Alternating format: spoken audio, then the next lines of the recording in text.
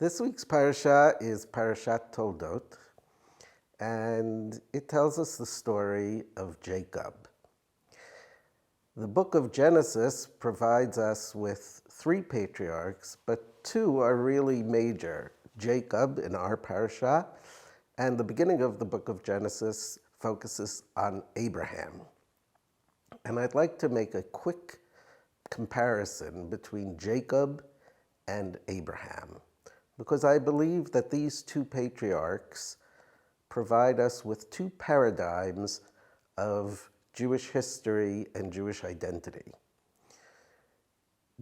Abraham is a person who is told to go to the land of Israel and acts out of a sense of national destiny.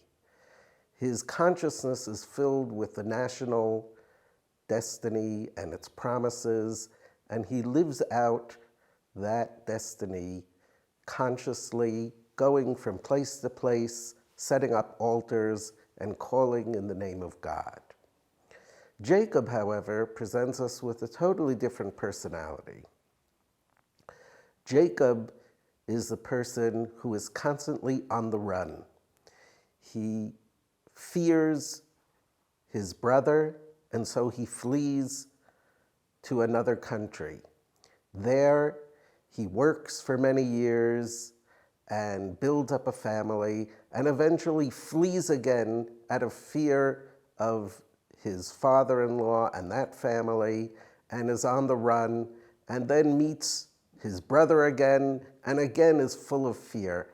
And constantly, he is adjusting his life and his activities to whatever confronts him, to the dangers that arise and the fears that overwhelm him due to his struggle for survival. So we have Jacob who runs, and we have Abraham who walks with a purpose. And I'd like to suggest that these are really two different modes of existence, both on the national level and on the personal level as well. Israel as a nation, and each one of us as a person, has a destiny, has long-term goals. And the question is, do we organize our life in accordance with those long-term goals, with knowledge and with planning, as Abraham did? Or do we get caught up in the fears and dangers of everyday life and run and flee and constantly juggle so as to survive?